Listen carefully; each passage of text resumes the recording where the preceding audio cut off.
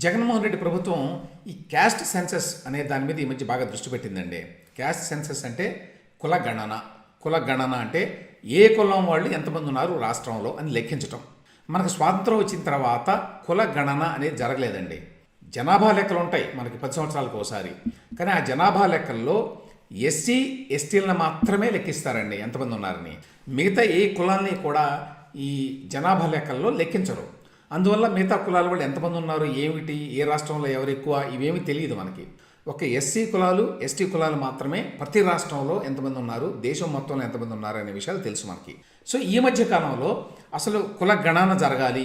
మరీ ముఖ్యంగా బీసీల నుంచి డిమాండ్ ఎక్కువగా వచ్చింది. ఎందుకంటే సంఖ్యాపరంగా చూస్తే దేశంలో కానివ్వండి, వివిధ రాష్ట్రాల్లో కానివ్వండి, బీసీల సంఖ్య చాలా ఎక్కువ.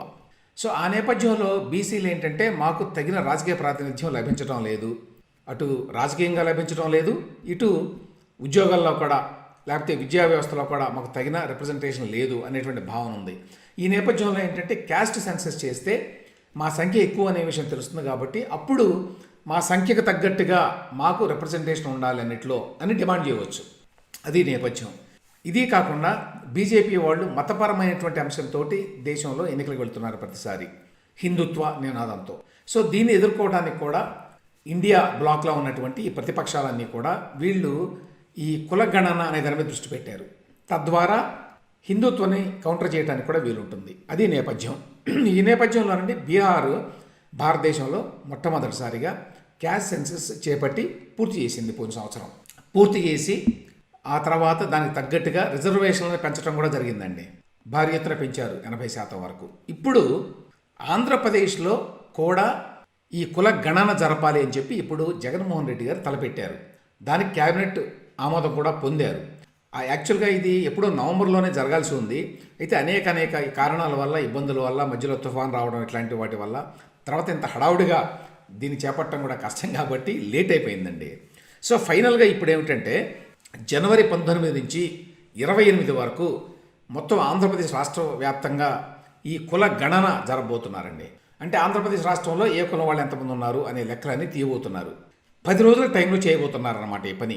సో 19 నుంచి 28 వరకు ఈ సెన్సస్ జరుగుతుంది. ఆ తర్వాత జనవరి 29 నుంచి ఫిబ్రవరి 2 వరకు ఈ మధ్యకాలంలో ఎవరైనా కనుక మరి ఆ సెన్సస్లో పాల్గొనకపోతే వాళ్ళకి మళ్ళీ అవకాశం ఇస్తారు. సో చివరిగా ఫిబ్రవరి 15 లోపల ఈ మొత్తాన్ని పూర్తి చేసి రిపోర్ట్ తయారు చేస్తారట. అంటే ఫిబ్రవరి 15 కల్లా మొత్తం కార్యక్రమం అంతా పూర్తవుతుంది. ఇంత హడావుడిగా ఎందుకు చేస్తున్నారంటే రాబోయే ఎన్నికల దృష్టిలో పెట్టుకొని ఈ కుల గణన అనే అంశాన్ని తనకి రాజకీయంగా ఉపయోగపడే విధంగా చేసుకోవాలి అనేది జగన్మోహన్ రెడ్డి గారి ఆలోచన అండి. ఏ విధంగా ఉపయోగపడుతుంది? ఏ విధంగానంటే ఈ కుల గణన చేయగానే అందరి జనాభా తెలుస్తుంది. ఇదిగో బీసీలు ఎంతమంది, ఎస్సీలు ఎంతమంది, ఎస్టీలు ఎంతమంది, మిగతా అదర్ క్యాస్ట్ ఎంతమంది. ఈ విషయం తెలిసిన తర్వాత రిజర్వేషన్లని పెంచడానికి వీలవుతుంది. అప్పుడు ఆ వెంటనే రిజర్వేషన్లు పెంచుతూ ఆయన అసెంబ్లీని సమావేశపరచో మరి జీవో ఇచ్చో ఒక నిర్ణయం తీసుకుంటారు.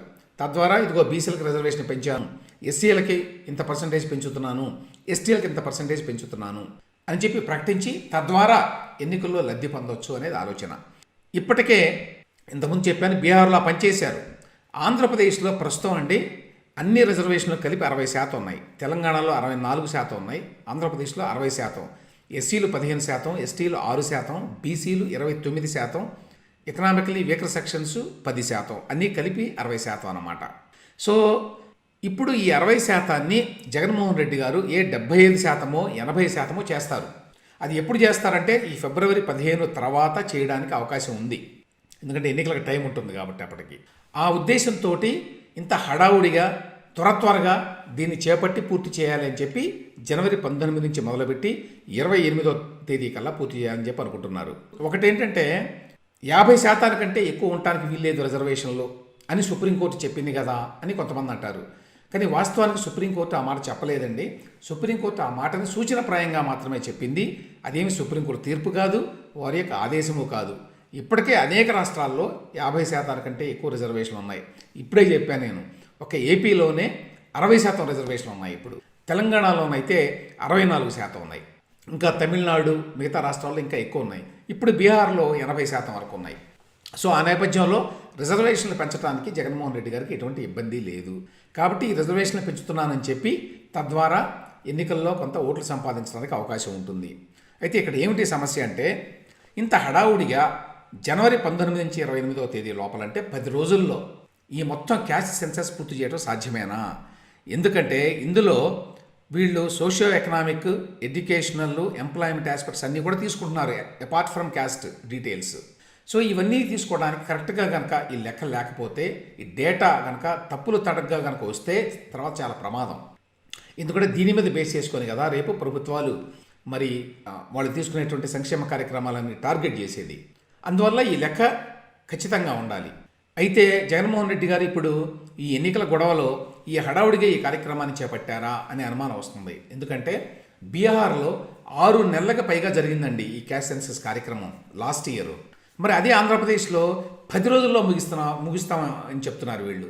వీళ్ళకేమీ క్యాస్ట్ సెన్సస్లో పెద్ద అనుభవం ఏమీ లేదు కదా రాష్ట్రాలకి. ఎందుకంటే స్వాతంత్రం వచ్చినప్పటి నుంచి ఇప్పటి వరకు కూడా మనకి జనాభా లెక్కలు చేసిందంతా కూడా కేంద్ర ప్రభుత్వాలే. వాళ్ళ ఆధ్వర్యంలో నాయకత్వంలో జరిగేది, వాళ్ళకి అనుభవం ఉన్నది. రాష్ట్రాలకు అంత అనుభవం లేదు. కాబట్టి ఇప్పుడు హడావుడిగా ఈ 10 రోజుల్లో చేస్తే ఇందులో తప్పుడు లెక్కలు లేక తప్పుడు డేటా ఎక్కువ ఎంటర్ అయ్యేటువంటి ప్రమాదం ఉంది. అయినా కూడా జగన్మోహన్ రెడ్డి గారు ఏమాత్రం ఆగేటువంటి ఉద్దేశం కనిపించడం లేదు. ఎందుకంటే ఈ ఎన్నికల లోపల ఈ కార్యక్రమాన్ని పూర్తి చేసి ఫిబ్రవరి 15 తర్వాత వెంటనే ఈ రిజర్వేషన్లు పెంచాలి అనేటువంటి ఆలోచనలో ఆయన ఉన్నారు.